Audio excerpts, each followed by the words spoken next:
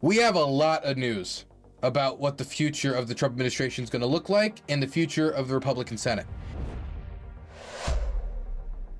And we just found out that the Republicans confirmed have won a House majority. So the Republicans have a trifecta. They control the presidency, they control the Senate, and they control the House. And whether or not they have a mandate, I think they have a mandate to, deal with personal debt and bring down grocery prices, not a mandate to go after all of Trump's political opponents and go for the most hardcore MAGA policies.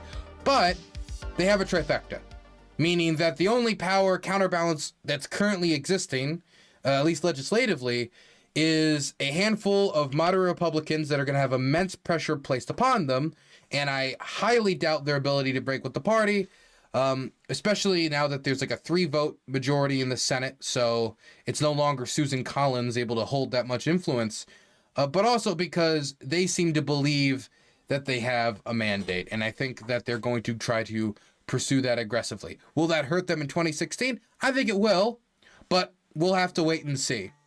Now, since they have that trifecta, we need to pay close attention, because the only counterbalance we have is, the only legislative counterbalance we have outside of the moderate Republicans is the filibuster. And out of all the presidents that would possibly pull the trigger on really putting it down, Donald Trump's probably up there. But for the meantime, we have that. But we still need to look at who is going to be leading the United States Senate. We already know Mike Johnson's leading the House. And these high-level cabinet picks that Trump is making, which started out pretty traditional and then became very chaotic and just all-around bleak. That's not to say there's no bleakness about the earlier picks. I will agree with them on maybe 5% of things, when all things are said and done.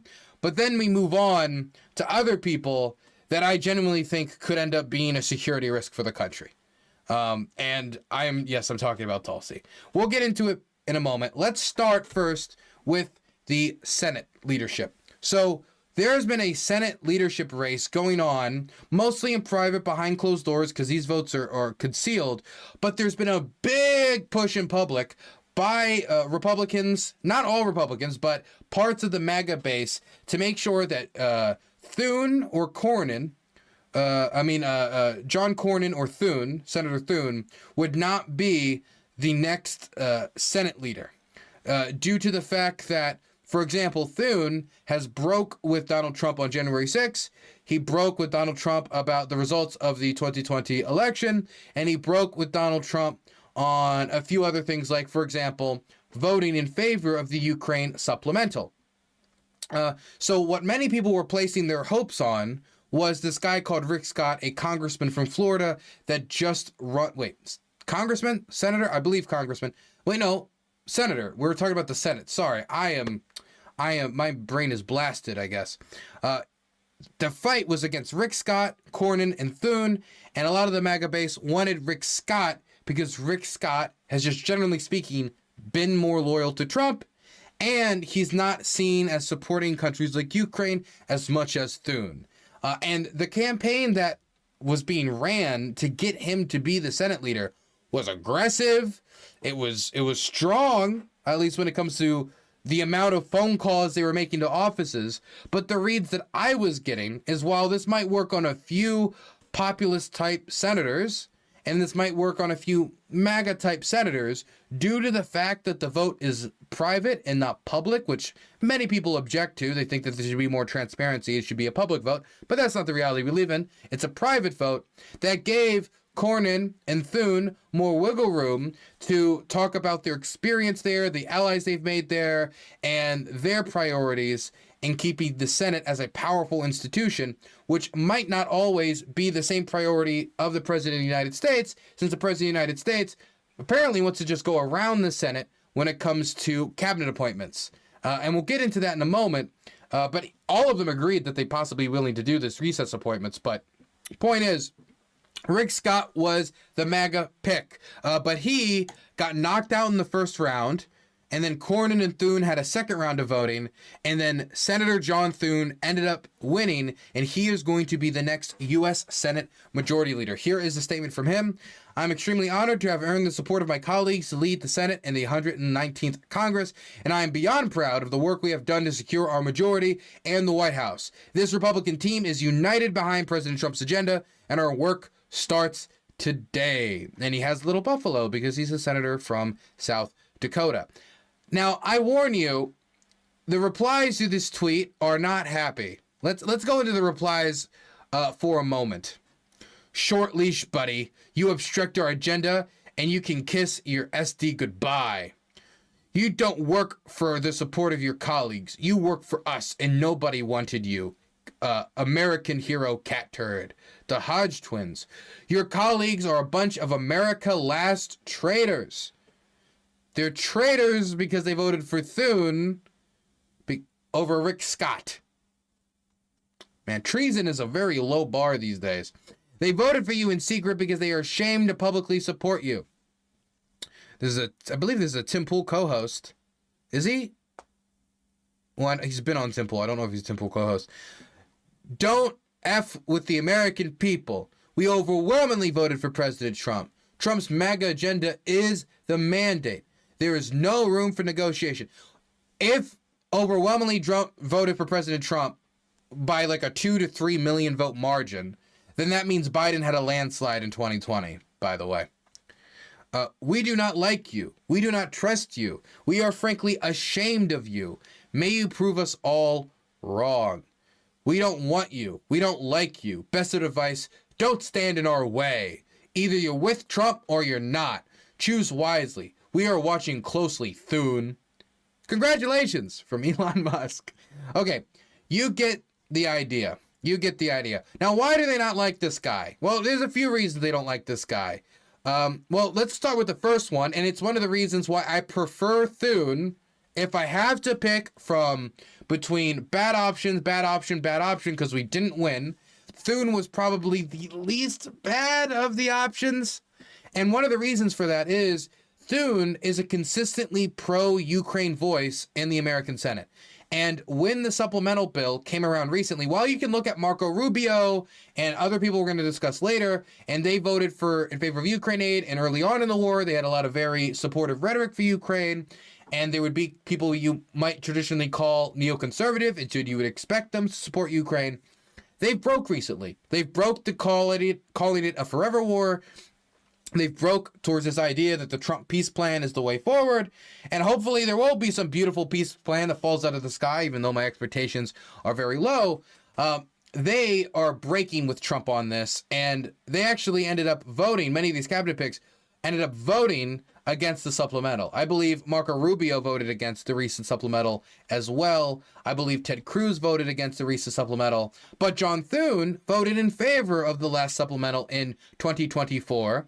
And so if you were to try to put through another supplemental in 2025, having Thune in there might be useful. And let me tell you, if negotiations fall through, hell, even if negotiations don't fall through, putting another supplemental bill through the House and Senate is going to be very useful for negotiation leverage. If you want to negotiate, or if negotiations fail, then they have the weapons to continue struggling to defend their country. So either way, I believe a supplemental is useful for either negotiation and or continued defense of the country. And John Thune had to say this about supporting Ukraine. America cannot retreat from the world stage. American leadership is desperately needed now, more than I think in any time in recent history. And we need to make sure that Ukraine has the weapons and resources that it needs to defeat the Russians. Because if we're not sending them American weapons and they succeed in Ukraine and they go into roll into a NATO country, then we're going to be sending American sons and daughters. And I would much rather send weaponry, ammunition, that sort of thing, and let the Ukrainian people, who have been really good about carrying the fight to the Russians, win that battle. And I hope that we get that political support to make that happen. So this is one reason that a lot of these people don't like him, is because he's pro-Ukraine, and he's been a consistent pro-Ukraine voice, and a consistent pro-Ukraine vote. And for those reasons, they don't like him. But this is not the only reason. Here is Jake Lang, January 6th, political prisoner. Okay. who made a big post about other reasons they don't like John Thune. And, and look, I could go in there. I think John Thune is too unabashedly supportive of Israel, even in the bad. I think John Thune is going to be too hawkish on the Iranians. That's not to say that I don't believe that, Iran's doing bad stuff in the Middle East, but I believe there is limits to what we should be doing if we don't want to avoid a wider crisis or direct American involvement in some war. There's other things, there's critiques I disagree with him on economic policy. I disagree with him on all these different policies. Look at on healthcare. I disagree with him on regulatory policy. I disagree with him on consumer rights. I disagree with him when it comes to the PRO Act and unions and all. List the issue. Odds are I disagree with him. Look what they choose to focus on. Beware, new Senate leader John Thune is not a friend of J6ers. No! Oh my God! He doesn't like it when people assault cops in the Capitol and try to overturn democratic election results. You mean he's a basic, bare bones institutionalist who believes that the institution of American democracy should be protected on a basic level from physical threats and violence? My God. What a autocrat. He is one of many spineless rhinos that immediately threw us under the bus on January 6th. Can I just say, by the way, and this is kind of a deviation, I never got the rhino thing. Republican in name only. I know that's the abbreviation, but wouldn't it be shouldn't that be an attack for more traditional Republicans towards the newer wave? If I was to call somebody a rhino or Republican in name only, I'd throw it at somebody who believes that tariffs are going to solve all of America's economic woes, and that 100 to 200% tariff in Europe is a good idea, and it's going to lead to economic success. I would say a Republican in name only would be somebody who is going out there saying, actually, we provoked the war in Ukraine, and at the end of the day, the Russian-speaking peoples of Eastern Ukraine. That would be somebody I would say, oh, that doesn't sound like John McCain. That doesn't sound like the people who have been established Republicans for decades. That doesn't sound like Mitt Romney. That doesn't sound like the Republicans who have been, the party. That sounds like something else. Wouldn't it be those people who are the deviation, who are Republicans in names only? Why would it be the people who are following the same guidelines and principles that they've been following the whole time? They're the ones that are Republicans in name only. Even if I disagree with those principles. Whatever. Following the mainstream news media narrative and drumming up hatred against us that made it impossible for any J6 patriot to get a fair and impartial jury trial in Washington, D.C., here was his vitriolic post from January 6, 2021, condemning all of us. Today has been a sad day for America. The violent behavior at the Capitol is inexcusable and disgusting, but we won't be deterred from our constitutional duty. We need to work together to protect our democracy. Please pray for our country. I could not think of a less vitriolic culmination of words than what I just wrote. It's a sad day for America. Violence is inexcusable and disgusting. I will fulfill my constitutional duty and protect our democracy. Please pray. That it wasn't Trump supporters have shown themselves. Destruction of MAGA must be brought up. No, it's so bare bones. God, how can you go through so much and throw yourself into so much scandal and then be so thin-skinned about it? My goodness. But here's what he said about George Floyd BLM rioters. Too many black Americans live in fear that what happened to George Floyd could happen to their own fathers, sons, and brothers. We must continue to strive towards the full realization of America's founding, promising that all men are created equal in liberty and justice for all. By the way, that was not his response to riots, saying this is his only response to the people doing violence. No, this is his response to George Floyd being killed. If you ask John Thune what he thinks of the riots, he's going to say he doesn't like the riots. If that isn't enough to infuriate you, he also called for Trump to withdraw from the election. Donald Trump should withdraw, and Mike Pence should be our nominee, effective immediately. That, I believe, was back in 2016, maybe after the grab him by the you-know-what scandal. It's deep state cowards like Thune that reek of the entrenched DC swamp. I will never be able to get over the befuddlement over a New York socialite who has no real problem with gays and abortion and would mock the vice president for his fears of gays and abortion, ending up not being the rhino. It's actually everyone else. Okay, whatever. So that is going to be the Senate pick, the Senate head pick. Now, even though I disagree with him on 90% of stuff, that's probably the best of the bunch, just for the fact that he's a basic institutionalist and he supports Ukraine, which is something obviously I care quite a lot about. Everything past this point only gets worse, okay? So buckle up, strap in, and get ready for a interesting time.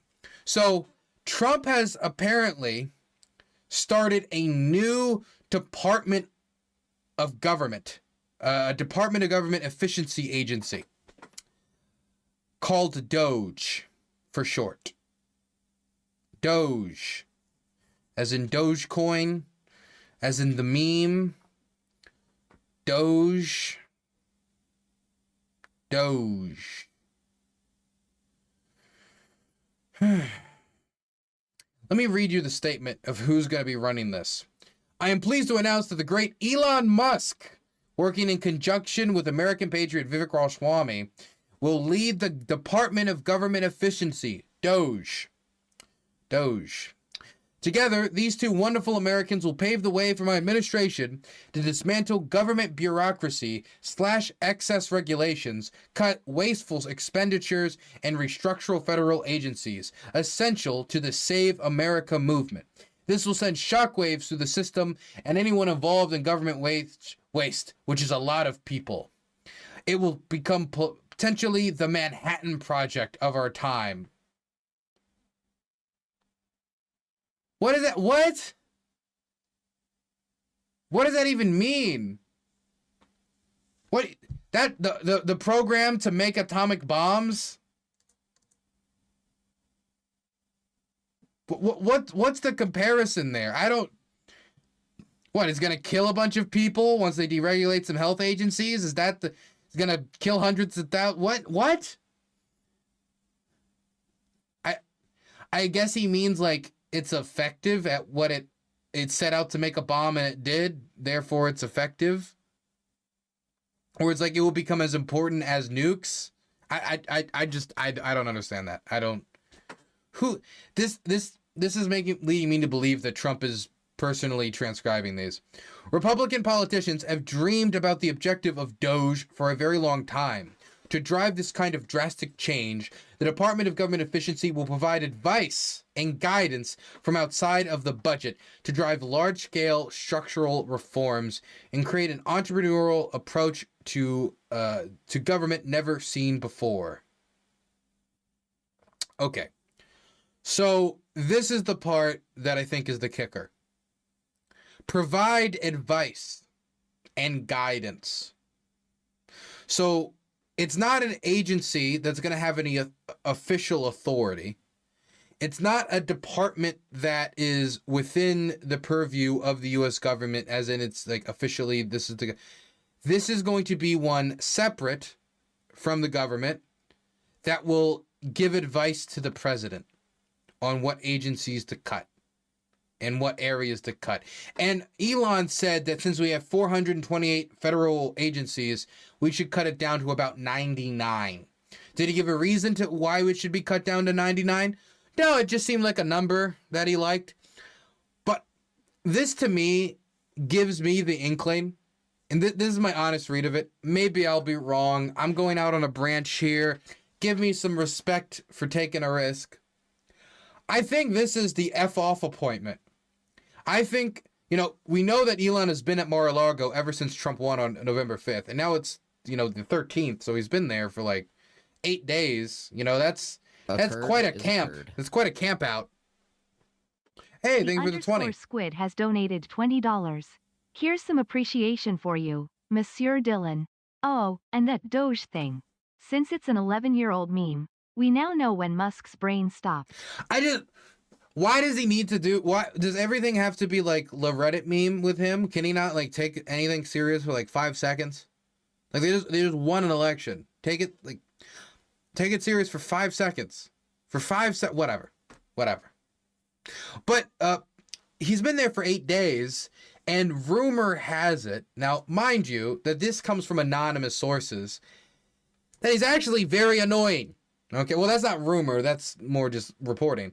But the rumor is that he is already overstaying his welcome, and his constant presence around the Trump camp at Mar-a-Lago is starting to rub people the wrong way, and they kind of want him to go away. Let me read you this from NBC News. The tech billionaire Elon Musk was handed a major win Tuesday evening when President-elect Donald Trump announced that Tesla and SpaceX CEO would co-lead a new Department of Government Efficiency with Vivek. By the way, my advice to Trump was, if you really want to anger liberals, put Vivek as press secretary. Make us have to listen to his annoying voice for 4 years, and you will drive my head through the wall. Thankfully for me, he was given the co-authorship of what I think is the F-off assignment, but we'll see. We'll see. The announcement reinforces the closeness that Musk has managed to achieve with Trump, even after the election. But for some people in Trump's orbit, Musk's presence has felt overbearing. Musk has been so aggressive in pushing his views about Trump's second term that he's stepping on the toes of the Trump transition team, and may be overstaying his welcome at Mar-a-Lago, according to 2 people familiar with the transition who have spent time at Palm Beach, Florida resort over the past week. Now, these are anonymous sources, and that asterisk has to be there, but I've seen some people discrediting this because it's just anonymous sources. But let me ask you this. If you're in Trump world, and you're, working in that inner circle, Trump has been very vocal about the fact that he hates leaks, he doesn't want leaks, he wants to cut down on the leaks. If you publicly said, yes, I'm Marco Rubio, and I'm telling you, Elon is a nerd, I don't think that'll end well for him. So yeah, I mean, they're going to be anonymous. There's reasons for them to be anonymous. The odds that NBC just made these people up, I think, are pretty low. That doesn't mean they could have been fed 2 things by people with a grudge, but I think the odds of this being completely conjured out of nowhere is low. The source said that Musk's near constant presence at Mar-a-Lago in the week since Election Day had begun to wear on people who've been in Trump's inner circle longer than the tech billionaire and who see him as overstepping his role in the transition. The source spoke on the condition. By the way, of course, this is true. This is true. And it's not even crazy that other people in the Trump team would think that. Why was he on the first call with Zelensky? He doesn't know anything about Ukraine. He's not an expert on Ukrainian history, Ukrainian geopolitics. He's not Ukrainian. He's not, he's not a defense official with knowledge of I know that the war is in this state and this is X, Y, and Z. Why is he there? And it wasn't just Zelensky, which is, of course, something that irked me personally. And the idea of Zelensky whispering in the ear of Trump on Ukraine policy is a disaster. It's a terrible idea. But outside of that, he also sat in on the call with Erdogan, the president of Turkey, which is a NATO ally and quite a powerful NATO ally with one of the largest armies on the planet. And then he sat in on the call with the president of Serbia. And then I heard he was going to be in meetings with House leadership. Why is he there? Why is he at all these places? At least the meeting with Republican stuff, you could find some justification right around way. But these world leaders, he's not a world leader. He is a businessman. He is an unelected billionaire. He is not a diplomat. He is not a State Department official. He's not someone with any experience in this field. He is the richest man on the planet. Now, that can get you influence, that can get you power, but it does not give you the experience necessary to do any of these jobs, including cutting regulatory waste. The source said that we already read that. He's behaving as though he's co-president and making sure everyone knows it. One of the people said of Musk. And that's crazy, because we just released a video on Elon Musk's presence around Trump about these, different meetings with Zelensky and such. And in the thumbnail we ended up putting out was co-president Elon Musk. So, it all comes around. And he's sure taking lots of credit for the president's victory, bragging about America Pat and X to anyone who will listen. He's trying to make President Trump feel indebted to him. And the president is indebted to no one, the person added. Whew. Musk did not immediately respond to a request for comment. Anyway, so Elon Musk and Vivek are going to be part of this non-governmental agency that will be advising the government on potential waste and spending cuts that they could do and departments that they could get rid of. But they will have no actual institutional power. And I think that so far, the power that Elon Musk has been able to weigh has been in these private talks about how the transition should go, because he's like constantly camping out at Mar-a-Lago and seeing Trump's family more than his own, to be completely honest. Let's move forward to the next pick. Now that we're over Vivek and Elon, this is the big one that was announced today that reportedly got gasps from House Republicans when they heard the news. Not all of them gasped, but there were audible gasps when this happened. Trump nominates Congressman Matt Gaetz to serve as Attorney General. Matt Gaetz. If you don't know who Matt Gaetz is a MAGA attack dog. He came into Congress on the MAGA wave back in 2017, and ever since then, he's been one of Trump's biggest attack dogs in the House.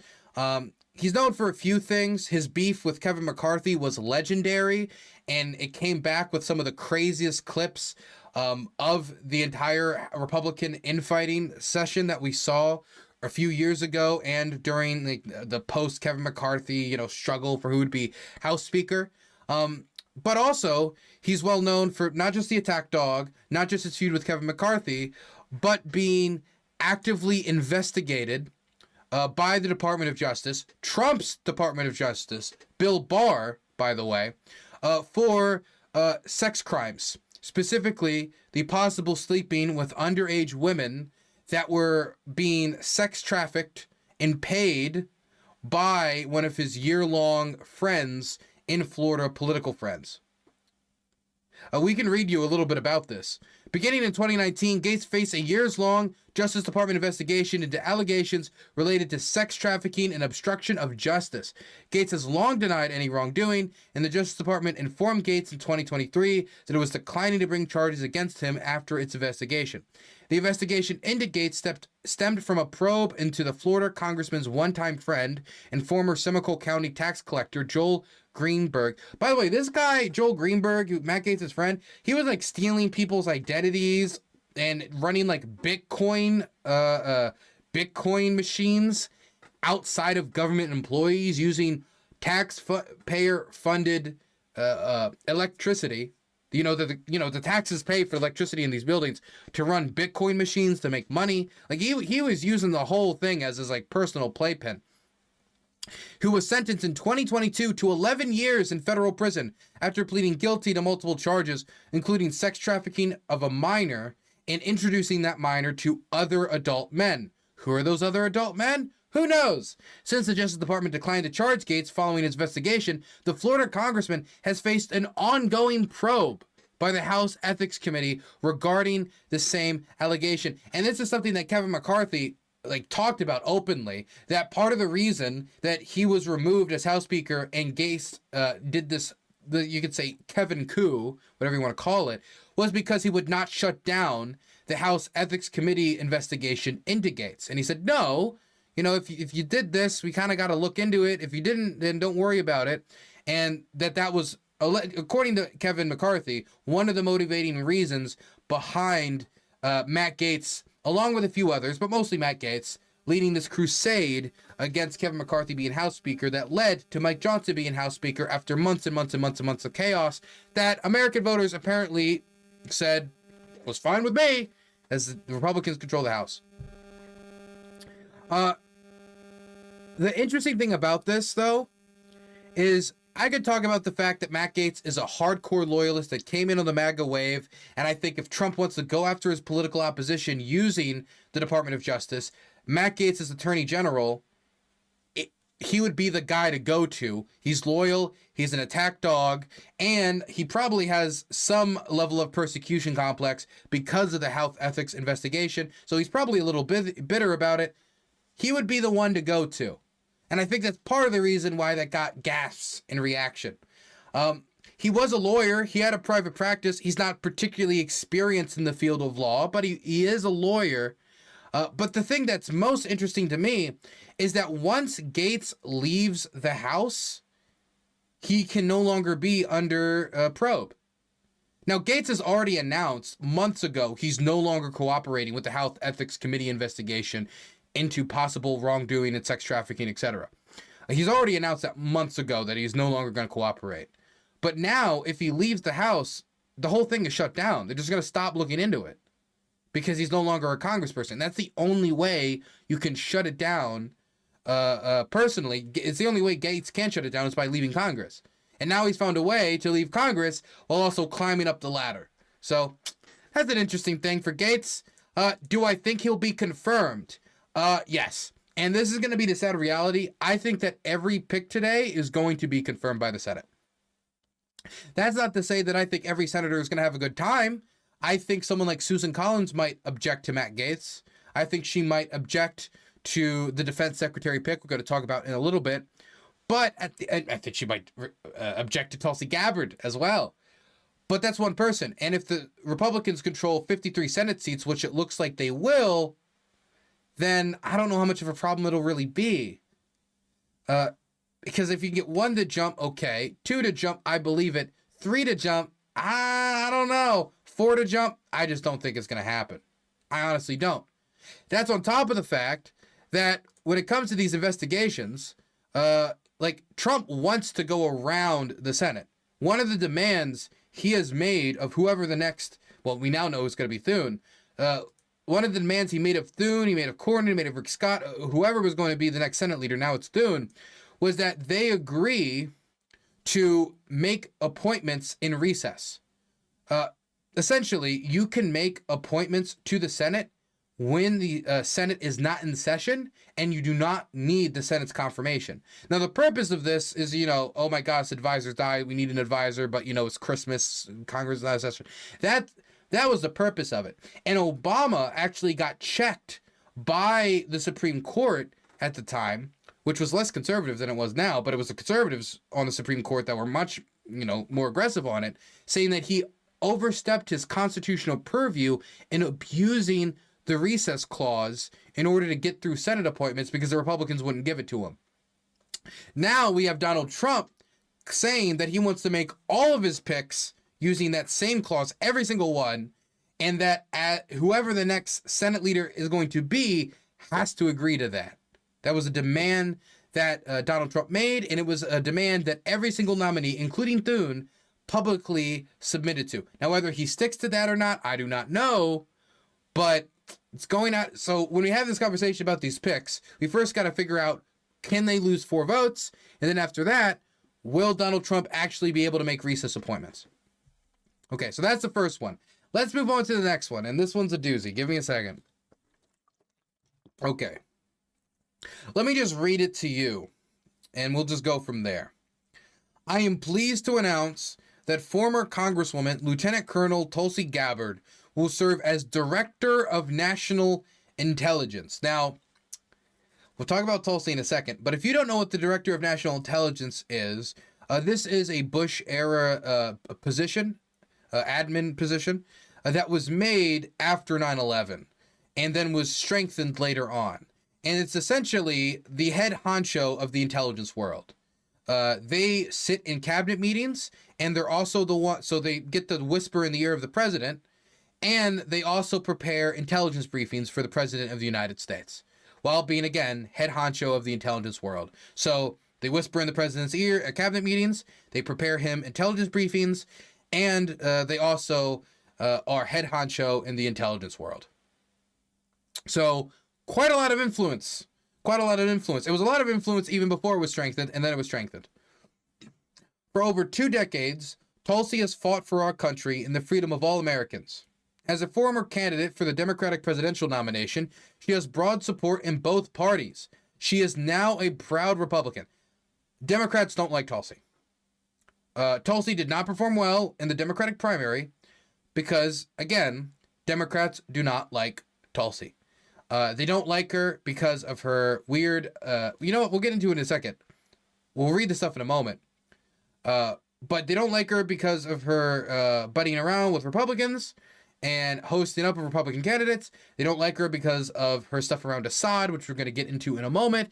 They don't like her because of the way she ran in 2020, which most Democrats did not appreciate, even if people were like, oh, great performance on the debate stage. They don't like her because of her record on LGBT rights. They don't like her for a bunch of reasons. And, you know, we're not going to get into all of them now, but we'll get into more in a second. I know Tulsi will bring the fearless spirit that has defined her illustrious career to our intelligence community, championing our constitutional rights and securing peace through strength. Tulsi will make us proud. Now, I think that this is probably the worst pick of the Trump administration. Maybe the defense secretary pick is a close second, but I think, and maybe, you know, Mike Huckabee for ambassador to Israel is like a close third. Maybe it edges in a second. I don't know. But this is probably, in my mind, the worst pick. And that's not because I can't find anything in the world that I agree with Tulsi Gabbard on. It's the stuff that we disagree on is so vile that I cannot in good conscience say that she isn't a security risk to the country. Definitely considering her record. And we'll talk about that for a moment. For example, Tulsi Gabbard is absolutely terrible on Ukraine. And there are other people in the Trump administration that are terrible on Ukraine or bad on Ukraine or on Ukraine. But she gets touted around as Russian state TV. And her quotes and her like interviews on Tucker Carlson get to be brought on. And they look, see, there's reasonable Americans who think that all of our demands should be met. Look at this. Former U.S. Congresswoman Tulsi Gabbard advises Zelensky to sit down on a meeting and agree to Russia's terms. Otherwise, Russia's army will achieve even greater excess, and Kyiv's position will become weaker. So this is Russian state media using Tulsi Gabbard to say, look, even the Americans know that Ukraine must submit to us. And it's just like one example of it. And also, Russian state TV did call her our friend while that Tucker Carlson interview was airing. I only showed the 14-second thing. It didn't include that, so I wanted to make sure that was stated. And her record on Ukraine. Actually, you know what? Let me not be done with that. I'm really bitter about the Ukraine stuff because her Ukraine stuff is awful. Let me show you what she said 3 days into Russia's invasion of Ukraine. Presidents Putin, Zelensky, and Biden. It's time to put geopolitics aside and embrace the spirit of aloha, respect, and love for the Ukrainian people by coming to an agreement that Ukraine will be a neutral country, no military alliance with NATO or Russia, and therefore alleviate the legitimate security concerns of both U.S. and NATO countries as well as Russia, because there'd be no Russian or NATO troops on each other's non-Baltic borders. This would allow the Ukrainian people to live in peace. Okay, before we talk about the problem with this peace plan that she was throwing out there at this time, because the Russians were demanding not only Ukraine's neutral status, they were also demanding that they demilitarize. They were also demanding special status for the Russian language. They were also demanding acknowledgments of the annexation of Ukrainian land. And so, to be blunt, I do think this is naive, but putting that aside, embrace the spirit of aloha. Zelensky, please submit. It's what the Hawaiians would do. Please, the spirit of aloha, Zelensky. The spirit, don't shoot back. The spirit of aloha. Come on, ride the waves, bro. Get out of here. Non-serious. And there's a bunch of other stuff where, like, for example, she said that Orthodox Church in Ukraine was banned, which is not true. There was a specific sect of Orthodoxy that is headed by Kirill, somebody who has said that if you go into Ukraine and kill Ukrainians, you go to heaven. And it's an organization that's been actively used to spy in Ukraine, and the Russians have tried to use to spy in the United States, by the way, which I think should be of concern to Americans. That's the organization that has been moved, that has been told, we're not going to renew your leases, we're not going to allow you to operate in these buildings that we're leasing out to you, and we don't want you really to be all that flourishing in our country. Get out. The law that they passed stated, and this is the ban law, if a religious institution is based in a country that is invading Ukraine, as in it's like head chapter, it's all of that, is based in that country, and Kirill, the head of that church, who again was saying, invade Ukraine, it's great, do that, then they could not operate within Ukraine. So technically, if Russia was to end the war tomorrow, the Russian Orthodox Church could just come straight back into Ukraine under Ukrainian law. I don't know if they would allow that, considering its record with spying, but whatever. The spirit of aloha. The spirit of aloha. Now, this isn't the only problem with Tulsi, though, on foreign policy issues. I know it's been beaten to death during the 2020 primary, but we got to talk about it again. Tulsi Gabbard is terrible in the Middle East. She's seen as a peace person, as a peace candidate, but her critique of the Obama administration back in 2015 during the Syrian civil war is that we weren't bombing Syria, that we were not bombing rebel-held territory to help the Assad regime, along with the Russians, reestablish control over the country. Bad enough U.S. has not been bombing Al-Qaeda al-Nusra in Syria, but it's mind-boggling that we protest Russia's bombing of these terrorists. To be clear, number one, not all the rebels are al-Nusra and Al-Qaeda, and the Assad regime released a lot of terrorists during the start of the Syrian civil war, in part to poison the opposition, and that's very barely mentioned by people. And the bombing campaign that the Russians did in Syria was horrific. We're going to condemn it? Yeah, I wonder why we're going to condemn it. We're going to condemn it because they were bombing hospitals. They bombed 4 Syrian hospitals in a 12-hour period. They were given data by the United Nations on where the hospitals in Syria were so they could avoid bombing them, and then proceeded to bomb them using that UN data. Yes, we're going to condemn bombing hospitals. Of course we're going to condemn bombing hospitals. And to be clear, this isn't like when we talk about like anti-interventionism, she's not just an anti-interventionist when it comes to this war. Because number one, she wanted to intervene more just on the side of the Assad regime bombing the rebels and such. But not only that, she isn't just against us overthrowing the Assad regime, which like I get that, you don't want to get entangled in that as other countries' affairs, et cetera, et cetera. He said that Assad shouldn't be overthrown, period. She is against the Syrian revolution as a concept. She is against the Syrian opposition. She says that she wants Assad to stay in power. Now in 2019, she started, and by the way, back then she was even like questioning like torture, a bunch of other stuff. Now 2019 comes around, she then changes her tune. She calls Assad like a brutal dictator and tries to start distancing herself from these statements because it makes her look like, well, a monster. But I remember, and a lot of other people remember, and a lot of the Syrians remember. And having her as the head intelligence honcho, choosing what the president should look at when it comes to the intelligence community, as well as giving the president advice when it comes to intelligence, I think this is a bad idea, not only due to her record, but I also think it's a bad idea because I wonder how our allies in the eyes, the Five Eyes of different nations that are allied and sharing intelligence, the United Kingdom and etc. You can look it up yourself. Do you want to share intelligence to a national security group that is headed by this woman? If you're Estonia and you have some interesting information about what the Russians are going to do war-wise, do you give that information to Tulsi Gabbard? And I think most will probably do it at the end of the day due to America's role in Europe and the Euro-Atlantic relationship. But I would at least think again, or I would maybe think, is there a way I could get this information to the U.S. president by going around Tulsi Gabbard? Would Tulsi Gabbard deliver this information to the U.S. president? And once she does, how is she going to frame it? Because she blames the war in Ukraine on the United States. She blames it on us for not taking into account Russia's genuine security concerns. She does not believe that, she does not talk about the imperial dreams of Vladimir Putin and the fact that he believes that Ukraine is an extension of Russia, and he has been writing essays even before the war about how that's the fact that it doesn't exist as an extension of Russia, then it should not be allowed to exist at all. He said that both in written form and essays that he released before the war and in a speech as the war was going on, as the war was, kicking off.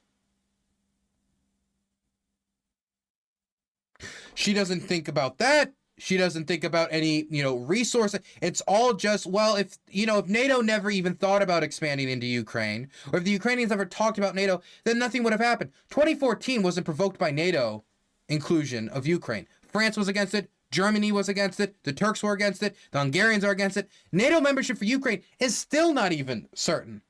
The reason this whole war started in the first place was because of the association agreement that the pro-Russian president Yanukovych tried to enter before he got strong-armed by Putin. And then when he caved to it, the Ukrainian people protested, and the rest is history. Her basis of knowledge for this war is just whack. And so now, if she's going to be whispering in the president's ear, there has to be some counterbalance in the room to stop her from just dominating the conversation and blaming it all on the United States and saying, well, let's just, pull back and it'll be all fine. And I'm sure the Russians won't invade again if there's no defensive pact. Even though the only thing that has worked so far in Europe for stopping the Russians invading you is NATO. It's the only 100% proven effective track record of stopping the Russians from invading you is NATO membership. Estonia, Latvia, Lithuania, all these countries have large Russian-speaking populations that the Russians are saying are being oppressed. A lot of the justification that he gave at the start of the war about these post-Soviet states, it could be applied to these countries. But why hasn't he invaded them? Because they're in NATO. Anyway, this is the pick that I think is absolutely dog doo-doo. I think it's dog doo-doo because of a record on Syria. I think it's dog doo-doo because of a record on Ukraine. And I think it's dog doo-doo because she should not be anywhere within the admin, because I do genuinely think that out of all of the Trump picks, and I don't try to be hyperbolic with all of this, she's probably the one that I would be least surprised if we found out that she was funneling something to some overseas actor. I'm not saying that I know that for sure, and I don't like to engage in this type of speculation, but I just want to get across that I do not trust Tulsi Gabbard, and I do not believe the Senate should confirm her to be this director. And I know that there are voices within the Republican Party, even if it's private, that are not happy about the Tulsi pick, either because she just was a Democrat like yesterday, or because, well, many of the things I've already mentioned. Anyway, really, just fantastic picks so far, huh? Fantastic picks. Okay, moving on. Here's another pick, Marco Rubio. Now, this right here is more traditional. This right here is something that you more typically could expect. This right here is, to me, the old Republican Party still in the administration. Let me read you his statement. It is my great honor to announce that Senator Marco Rubio of Florida is hereby nominated to be the United States Secretary of State. Marco Rubio is a highly respected leader and a very powerful voice for freedom. He will be a strong advocate for our nation, a true friend to our allies, and a fearless warrior who will never back down to our adversaries. I look forward to working with Marco to make America great again. To make America and the world safe and great again. Sorry, I'm so used to that exact, word order that it just kind of clicked in, I guess. Trump is a master of branding. Okay, Marco Rubio. So let me get this out of the way. I disagree with Marco Rubio on fiscal policy. I disagree with Marco Rubio on social policy. I disagree with Marco Rubio on unions. I disagree with Marco Rubio on environmental issues. I disagree with Marco Rubio on basically mostly everything. But Marco Rubio is seen as a more traditional neocon. And so I think out of all the voices in the room, if Putin offers a really bad deal that Trump is considering taking because he wants the war to be over so he can say promises kept, even if the war reignites 5 years later once he's left the office because we've set down a shaky groundwork, Marco Rubio, I think, would be more likely to call it out in the room. Where Tulsi Gabbard could be in there saying, I think this is great. Marco Rubio will be in there saying, I think it's a bad idea. Now, that's not to say that Marco Rubio is like a solidly pro-Ukraine voice. Back in 2022, he was. So was Ted Cruz. I know you guys don't hear people in the United States Senate talk about the Budapest Memorandum, but Ted Cruz was name-dropping it at the start of the war, not as much recently. We're not hearing all of that. It's not that these people don't know this information. It's just that they choose to ignore it. But Marco Rubio, as of recent, has started using the language of forever war. Has started using the language of, blank check, etc., and we need to end the war. And he also voted against the last aid bill to Ukraine. So, is he pro-Ukraine? If you're not voting for the supplemental, I don't know how much you can really call yourself pro-Ukraine. But he isn't anti-Ukraine. But the one thing that makes me think that he might tilt in one direction, possibly, is the fact that he's a big pivot to Asia guy. Marco Rubio wants to take on the Chinese. The Chinese are like his big, big, big enemy. And I think that's part of the reason that Trump picked him is because he's going to be very tough on the Chinese. And so one motivation that could lead him to maybe not back a supplemental or be convinced could be the fact that, well, should we be spending our resources here when we need to pivot to Asia? I'd make the argument that you spend the resources now instead of spend it again in 5 years if the Russians invade again. And so when the Chinese would be more ready to invade Taiwan is the exact time you're going to be funneling weapons into Ukraine. Like, I don't think that's smart policy, but I think that Elbridge, Colby, and other like pivot policy, realist thought, even though I don't think Marco Rubio is that type of a realist, he is an ideologue, especially when you get into South America. I think that could shift him possibly. I don't know how much, but I think it could shift him. And I think that's also the same with another Trump pick, this one as National Security Advisor, and that's Mike Waltz. Now, Mike Waltz is pro-Ukraine, as in he wanted Ukraine to win the war. At the start of the war, in fact, he was critical of the Biden administration for not providing more aid to Ukraine. And his view was that you needed to front load the aid, that you needed to give Ukraine as much aid as possible at the start of the war so you could wrap it up quickly and hit the Russians when they're the most disorganized. Now, the Biden administration, due to their fear of escalation and possibly their hesitancy on whether the government was going to collapse or not, but that went away within 3 months, so not much of an excuse on that front after 3 or 4 months. They did not do that, and that was something Mike Waltz, in my mind, largely correctly criticized the Biden administration on. I agree with them largely on it.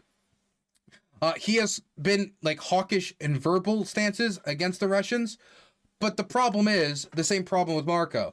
Recent shifts in Trump world and Trump's views on the war has correlated with his shifts, whether it's genuine or not, on rhetoric on supporting Ukraine, saying forever war, blank check, and largely saying that the cost of this war needs to be moved to the Europeans. And I agree that the Europeans need to be paying more. I agree that they need to spend more on defense production to support the Ukrainians. They need to donate more. It's a security issue that means more to them. It means something to us, too. I think it means a lot to us, but it means even more to them. I agree with that, but I also do not think that we should pull the rug out from under Europe because of their hubris and then allow a national security issue to get worse because we're angry at the Europeans being penny pinchers on defense when they are actively increasing defense spending now. So I do think that maybe he could get them to spend more if they do some big gambit. And Trump, maybe that could be the Trump deal with Europe, but he's a pivot to Asia guy. And so that could undercut support to Ukraine. Oh, also, all these people, generally speaking, support Taiwan. So there's not really much differentiation there. Same is true about the defense secretary, Pete.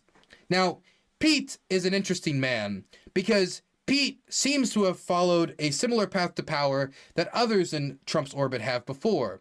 Trump hired a lawyer after he saw him on TV. Pete is a Fox News host. And that's how most people know him. In fact, I didn't know him before this pick.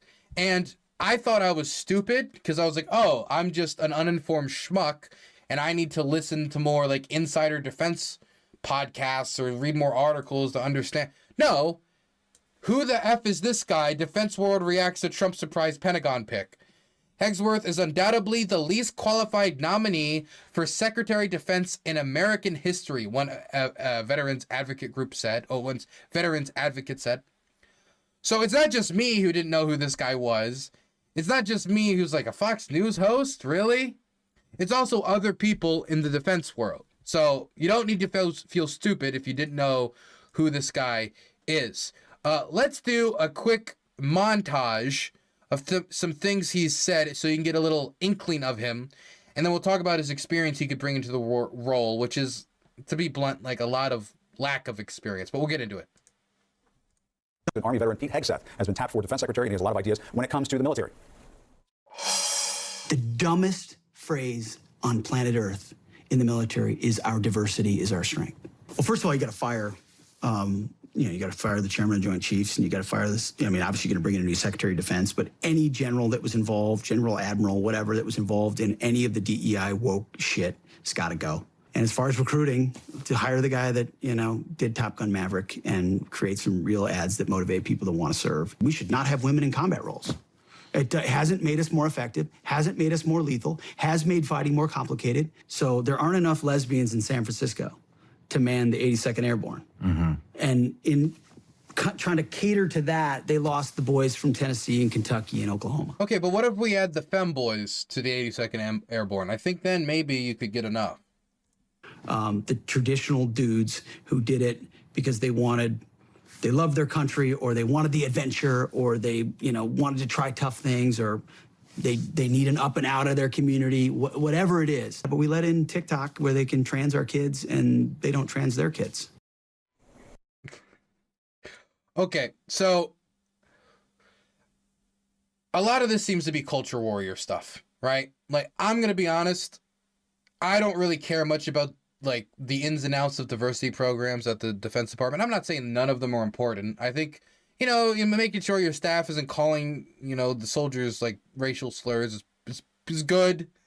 I think that, America is a diverse country, and that diversity can be a strength, as in people come from different life experiences and skills that they can bring to the table. But obviously I don't think like the difference in skin color or national origin really changes, or ethnicity changes like skill level really at all. It should all be, generally speaking, based on meritocracy. And I agree with that basic principle. But every time I see people, definitely if we're moving them into actual government positions and not just having them as a Fox News host, and the only time I'm really listening to them talk about defense is stuff like this. And that's not always true with Pete. But man, it's a big focus.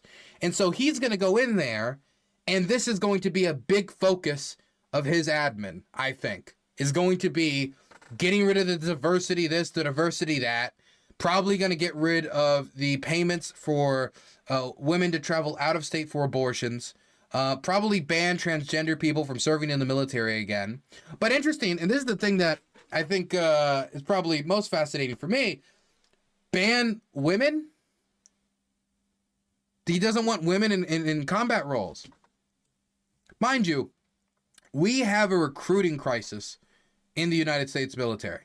We are not recruiting enough people. Now, he places that recruiting crisis on the way that we presented ourselves, and we've wokeified the military. And because we've wokeified the military, I believe the quote in his book is, we lost all of the like good white men of America. That's his quote, not mine. I don't know why the white, whatever. That was his quote. So if you're wondering where that might be based from, it's probably based in videos like this. This is a video comparing a Russian army ad to a U.S. army ad that went mega viral. I know Dave Rubin, a bunch of others talked about it. We talked about it at the time. I think a lot of people just saw this, and then this is what they assumed culture in the armed forces is now. Let me show you this. Что ты знаешь о себе? На что ты способен?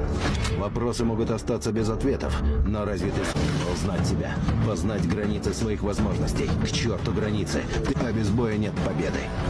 Но на самом деле, главный враг — это... Man, all those manly ads didn't really mean anything once they tried to march on Kiev, though, did it? Зачем выследить врага? Догнать его, превзойти, стать лучше, чем он.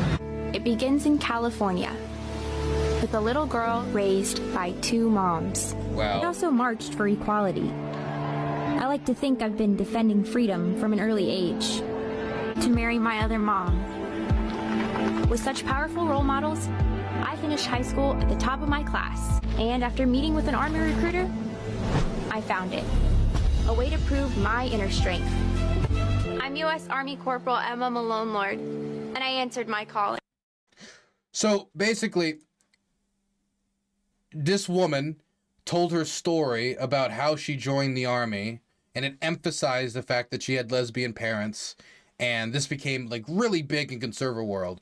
Now, this is not something that would appeal to me, okay? If I was gonna get recruited by the army, an ad, and by the way, people like hyper-focus on this, the U.S. Army still makes ads like this. Ads like this appeal to me.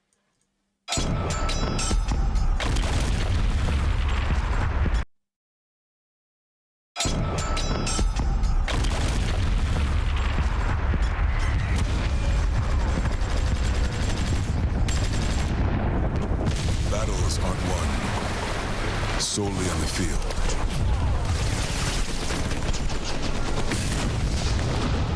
That's a common misconception. Battles are won within. Over enemies of fear, enemies of doubt. In that place where promises are kept. Promises to oneself. Promises to one's community. Promises to one's country. In the heart of every Marine, you'll find a promise. A promise forever kept. A promise of battles won. Now, also, I'm a little biased. I was raised by a Marine, so, you know, we were a Marine household growing up. And that's why I'm not playing the U.S. Army one, okay? But my point, and this is a more recent one, so I just want to show you that there's others. Again, this is a manly one, too. I think a lot of people just made their personality when it comes to defense about, like, what's our problem with recruiting? Oh, it's the wokeness. Look, we had diversity in our ads because we're a diverse country. And if we have a recruiting crisis, the idea would be, okay, we need to maybe try to tap into some audiences or some recruiting pools that we wouldn't traditionally be able to recruit from. And if you have a diverse country, you're going to have to appeal to people in a diverse way. You still have the manly ads. You still try to, appeal to the jarhead going, hoorah! Yeah, Semper Fi! Woo! You still appeal to those people. But you also want to appeal to other people who are going to serve in more, either technical roles. And if you want to appeal to people who are working in like science and tech, you're not going to make an awesome ad of somebody firing a mortar and killing and blowing up Hitler or whatever. You're going to have to play an ad about like coding or whatever that can appeal to them in some way. And like, I don't think that ad was necessarily particularly effective, but I feel like so many people like made their entire personality or their entire like position on this based off of that comparison, and then completely ignored all of the other really decent ads that the military has produced in the time since then and the time before then. But yes, that was his crusade. It's crusade against the wokeness. Crusade against the wokeness. And I also think that, honestly speaking, our defense secretary should be concentrating on more important stuff. But putting that aside, I need to talk about a few other things about this guy, because this guy is pretty fascinating. So he's a Fox News host, and he has basically no experience as, well, in the DOD. He got 2 Bronze Stars. He served in the military. But besides that, like, he did some stuff in some veterans groups. Some voted, funded by the Koch brothers that were asking to make, veterans health services, send it out of the country cheap, whatever. The Koch brother money aside, he doesn't have any experience in the DOD. And so we're talking about replacing a 4-star general. And even though I have problems with Lloyd Austin's suggestions on Ukraine policy, I know that he is a professional. And I believe that if America faced a real security crisis tomorrow, that he would be competent.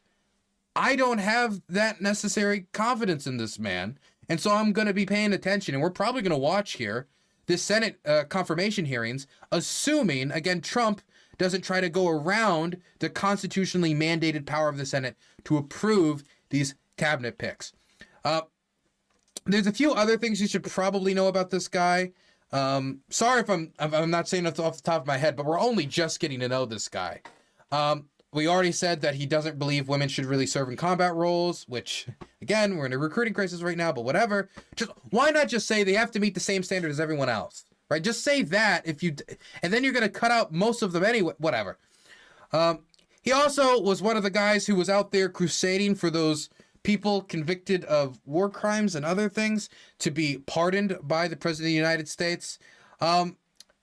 What's that clip I really wanted to show? Oh, one thing that is positive, though, about him is that he has been very, very, very, very verbally aggressive towards the Russians. Very aggressive towards the Russians. Here is some testimony. Here is some footage from him on Fox talking about his position on the Russians. Making sure. One first big question. What's at stake? She asked him what's at stake in the war, basically. And this was near the start, mind you. And so, of course, he faces the same dilemma of, well, forever. But this was his rhetoric then. And if he believed it, it's got to be somewhere in there, doesn't it? What's at stake is repelling an authoritarian who basically is saying, I want the Soviet Union back, I want Ukraine back, I want Kiev back. And then what's at stake is making sure we don't allow it to become an Article 5 larger, broader war than that. So equipping and supplying Ukraine with what it needs faster than we have, and we haven't been doing it. The Biden administration has not been doing it fast enough so that they can further bog Putin down and push him back. He's right, at least on that. It's going to be long, it's going to be bloody, but I think those are the stakes for the United States of America. I would encourage folks to go watch Who is Vladimir Putin on Fox Nation. It's great. It talks about how he views human nature. It's good, and it helps you get an understanding of how he views human nature and how he views his role in manipulating it and putting back the Soviet Union. When it comes to Ukraine, though, Harris, he's going to double down on the tactics he believes will bring civilians to their knees. You know why? He doesn't play by the rules of war. We call him a war criminal, and we do, and rightfully so. He doesn't care. Russia's not a signatory to the International Criminal Court. He doesn't feel any threat that he'll be held accountable. Ceasefires? You know what ceasefires are for him? An opportunity to reload. An opportunity to pick. Wow, now that statement right there, if he believes what he is saying, that we should have front-loaded the aid, if he believes that that a ceasefire is only an opportunity for the Russians to reload, then that means a freezing of the conflict that doesn't solve the fundamental issues at play would be against his stated philosophy. Now, again, this is Trump world, and what Trump says goes, but these are voices that are going to be in the room when this interview come out, 2022. So, in fact, you can actually check it by seeing where the Dow is right now in comparison. It's at 33 in this video. Pick more targets. And he's already said, I mean, this is a precarious part for Zelensky, too. Zelensky did the right thing in saying, hey, any man in this country, stay here, pick up a rifle and fight. But in the twisted mind of Vladimir Putin, you know what that says? Every man in the country who was a civilian is now a military target. That means any civilian target could be a military target. And women and children that are there are human shields for the men who are carrying Kalashnikovs. Think about it through the psychology of him. So we talk about the targeting of civilians, and rightfully so. He's saying those are now military targets, and he hasn't done it to Kiev the way he's done it in other places like Mariupol. But I think we're going to see that coming because he's bogged down and is going to double down. So this is the one place where there might be something for Ukraine. But again, the pivot to Asia seems to be, I think it's going to be a Trump focus. And this general theme of preventing forever war and not being part of another forever war is also taking focus. Mind you, I think that there should be an end game. I do believe that. But can we stop using the term forever war for any war that lasts more than like a week? Like, if a war can last longer than the invasion of the liberation of Kuwait, and it still is not a forever war. You can't like fight 20 years in Afghanistan, call that a forever war, and follow it up with a war we're not even fighting in, but it's not even been 3 years yet when calling it forever war. We're destroying the meaning of the word. It's like fascist or whatever. It's just destroying the meaning of it. It should mean something. For example, war in Yemen, that was a forever war. The Saudi air campaign was making no progress. War in Vietnam, forever war, because we were making no progress. War in Afghanistan, forever war, because we were making no progress. It's lack of progress plus tons and tons of time, no end in sight. That's forever war. What we're talking about in Ukraine, you can look at like ammunition supply, you can look at armor reserves, you can look at the unsustainable long-term nature of the Russian economy, and there's a bunch of factors that I think limit this war from becoming a 8-year struggle, from becoming obviously a 20-year struggle. It's just too violent and too many people are dying, to be blunt. And right now, more people are dying than at any other point in the war for it to be this style of forever war. Now, this is something I could agree with him on. Let me show you some stuff that I disagree with him on. Here is Trump's pick for his Secretary of Defense, Pete, proclaiming his heartfelt belief that the third temple will be rebuilt in Jerusalem, and then calls for an Israeli annexation of the West Bank. And today, Jennifer and I and others had a chance to go see the Western Wall of the Temple Mount, the Western Wall tunnels, so much of the old city. And as you stand there, you can't help but behold the miracle before you. And it got me thinking about another miracle that I hope all of you don't see too far away. Because 1917 was a miracle, 1948 was a miracle, 1967 was a miracle, 2017, the declaration of Jerusalem as the capital was a miracle, and there's no reason why the miracle of the reestablishment of the temple on the Temple Mount is not possible.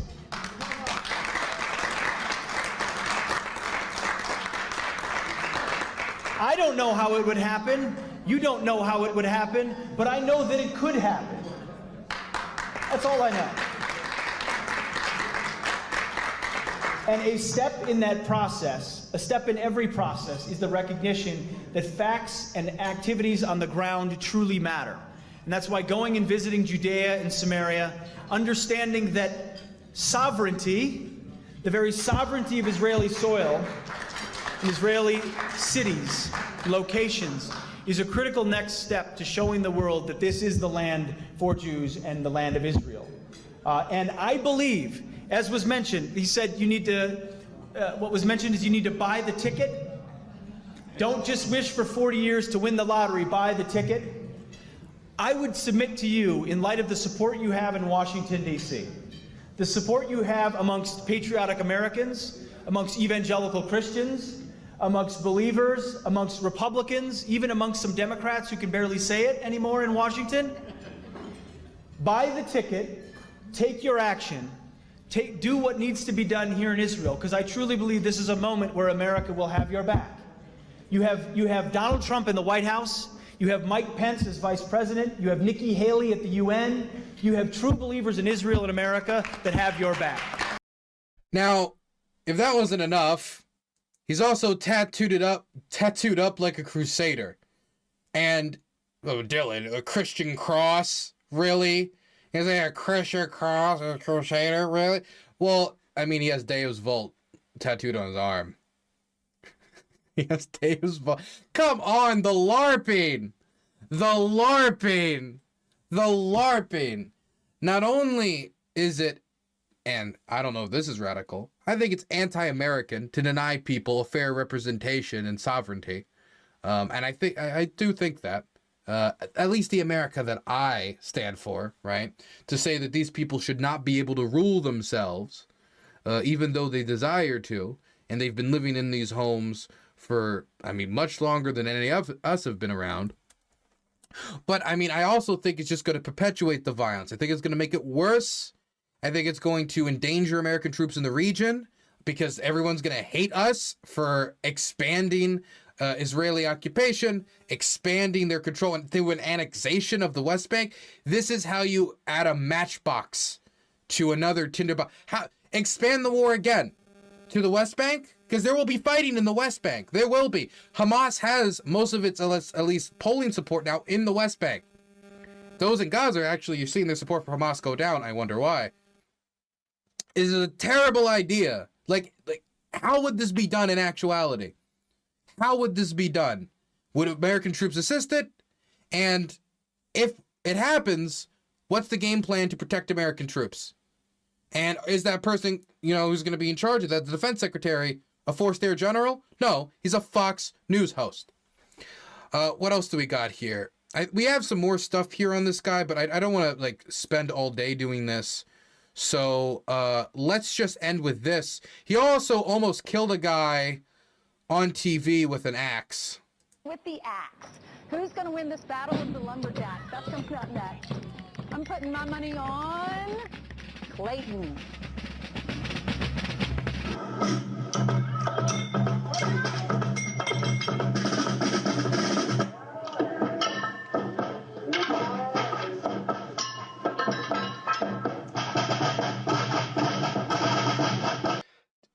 A few inches one way or the other, and he would have just killed that guy with an axe. My God, how do you miss that bad? Who's gonna win? Look at it, it's not even close. What was he aiming at? Like, it's a small, but what was the plan there? By the way, this is terribly unsafe in the first place. It's not completely his fault. Whoever set this up, terrible. Terrible. But dude, come on. How can you be a crusader and then not know how to throw up? Whatever. Now, I want to show 2 more clips on Israel policy. Not from this guy, but from who has just been nominated by Donald Trump to be the next ambassador to Israel. And it is Mike Huckabee. And Mike Huckabee, in my opinion, is a religious extremist. And I think that his policy on Israel shows that is religious extremism to its deepest extent. To the point where he denies the existence of a West Bank, even though that has been, everybody who lives there has only known, you know, the West Bank. Or before that, I guess if you really want to go back, the Jordanian occupation. It's never been part of Israel. But he is saying that there's no such thing as the West Bank. There's only Judea and Samaria. There's no such thing as settlements. They're just communities. Listen to this. My feelings personally, and I'm speaking only as a person, I think Israel would only be acting on the property it already owns. I think Israel has title deed to Judea and Samaria. The entire deed. There are certain words I refuse to use. There is no such thing as a West Bank. It's Judea and Samaria. There's no such thing as a settlement. They're communities, they're neighborhoods, they're cities. There's no such thing as an occupation. That they get out of their minds that people are living in lean-tos and tents and sleeping in cars circled around a tree. They're living in very well-designed and beautiful cities and communities. Can't wait to get back. I'm going to take an extra hat. I'm going to get it to President-elect Trump. Build Israel great again. Who knows? We may see him wear this out there in one of his rallies somewhere. I don't know. Can't promise that. I can only promise he will get a copy of the hat. Thank you very much. When you listen to Mike at other speeches, he'll base this in religion. He'll base this as God's word. And so to Mike, if he believes in what he's saying, he believes God has like sent him on a mission, you know, fight for Israel. And like a lot of this is based on like end times theology. And when you have that type of backing behind you, when you think it's God propelling you forward to annex and conquer lands, like you can do some awful, awful things and excuse some awful, awful things, like some of the actions of the Netanyahu government. So I just want to throw out here quickly, what did you think making a point to Joe Biden meant? To Bomber Biden, to Holocaust Harris, so to speak, Genocide Joe. What do you think making a point meant? Vibes? Essays? No. Making a point means these people in the White House, these people designing Israel-Palestine policy, We already saw the last peace plan that was proposed under Trump. All the annexations and the little patches of dirt that were trying to be given in response in the middle of nowhere in the desert. Where they say they were we're gonna have advanced manufacturing in the desert. There's no infrastructure there. It was all BS. And it was immediately rejected. We saw the heightening of tensions after the Jerusalem decision. Adding tinders. And I mean, I'm not surprised by this. This is about what I expected. It's just a confirmation of probably one of the worst case scenarios, which is Trump telling the Israelis to do whatever you want, just to completely carte blanche, as well as the people who are ambassadors or advising the president being either role play crusaders or people who believe they're sent by God to help Israel conquer land. So, look, I don't like Jake Sullivan necessarily all that much on Israel policy, or really Ukraine policy, to be honest. I don't like a lot of the Biden picks. I don't think that they've handled it perfectly. But my God, it can get so much worse. And I'm sorry to say, it will get so much worse. It will get so much worse. My goodness. Now, we've gone through most of the picks. There's one last thing I wanted to go through, though, because I forgot to go through this earlier when we were talking about little Marco. Marco Rubio was confronted by Alex Jones a while back, and I know this isn't necessarily necessary for policy or whatever. I just think this is funny. And so I wanted to play this. And man, can we just say how much politics changed? Little Marco was the attack. How much Marco was attacked by Trump on the campaign in 2016. And now look at him. My God. Bygones be bygones, huh? Anyway, listen to this. Does Facebook, that's why you didn't get elected. Need to be regulated like do they need to be regulated? Marco Rubio, the snake. Little frat boy here. All right, man. Yeah. Well, who are you, man? Yeah, sure. This guy? I swear to God, I don't know you better who hope you you are, get man. deplatforming. Tens of millions of views. InfoWars. Bigger than Rush Limbaugh. He knows who InfoWars is. Playing this joke over here. That's why the deplatforming didn't work. But you're... By the way, it is funny that Alex Jones cannot believe that somebody doesn't know who he is. That is funny to me. The ego. Bloated. Well, as bloated as he is. Here's a question. Hey, don't touch me again, man. I'm asking you not to touch me. Well, sure, I just patted you nicely. I know, but I don't want to be. I don't know. You want me to get arrested? I don't know who you are. It's not just going to take my First Amendment. Man. You're it's not just enough to take my First Amendment. Oh, he'll beat me up. I didn't say that. I know I am, but my God, dude, I'm sorry. I'm not a fan of Marco. I don't like Marco's South American policy. I don't like Marco's Israel policy. I don't like really much of Marco's anything. What? It's like, I'm not going to call the cops. I'll deal with it myself. Yeah, he dealt with it. He told you to back off. Oh, he's going to assault me. The perpetual victim. He's still funny, though. Mad. You're not going to silence me. You're not going to silence America. Well, but there are people. You are literally like a little gangster thug. There are people in this country. Rubio just threatened to physically take care of me. There are people who feel that they're being. We already got rid of my First Amendment. Silenced. They feel like he tells you China's the problem, which it is, but they're taking our free speech right now. Social media platforms, Facebook. There goes Rubio. Twitter. Do you believe that these platforms need to be regulated like a public utility, and how do you go about doing that? Well, I prefer not to. I prefer competition to take care of that. But obviously, we're going to watch closely to make sure that these tools that are being used. I mean, one thing is to say we're going to go after foreign interference designed to so and so. But it's already going on here. Another thing is to the say Democrats we're are raping the Republicans. Because at some I forgot when we were doing that. Sorry about that. I got a little carried away. Point someone has to make a determination. What's the difference between misinformation from abroad and differences of opinion within the United States? And that's happening here. It's a very fine line, and that's something we need to be careful about. We don't overreach in that direction. But then he doesn't know about InfoWars being banned. He doesn't know about the top news story in the country. About how they, not just how they apply that within the United States, but they don't become agents of authoritarian regimes abroad to crack down on free speech. Because I wonder why Rubio got so mad at me and threatened me there's physically. A balance between what is free speach and what people disagree on. Okay. Poor Rubio. I'm sorry, we gotta Yeah, man, I gotta go to the committee. Exactly. You guys can talk to this clown. Oh yeah, look at this little frat boy, so cool. Go back to your bathhouse. Compromise at the bathhouses. There goes Rubio, a little punk. Anyways, you gotta love people that come from authoritarian regimes, and then they don't even appreciate America. So freedom of speech. Next Secretary of State, everyone. And hey, maybe if they make Alex Jones press secretary, they can have a reunion. There's going to be a special election for Gaetz' seat, right? This is the I think the last piece of information on this of note. Because he has picked so many Congress people to fill up these seats, the House majority the Republicans have are actually shrinking.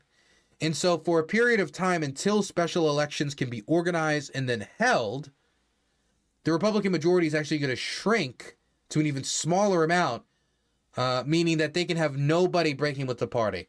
I don't know if that's going to be a problem, considering, you know, this is the second Trump term and this is the Trump era. If we're going to see more resistance, I think it's going to be more likely in the Senate than in the House, honestly. Mike Johnson led the effort to overturn the election. Thune called for the arrest of J6ers and is broken with Trump before. He even called for Trump to withdraw back in 2016 after the grab him by the pussy tapes came out. So, but a lot has happened since then. A lot has happened.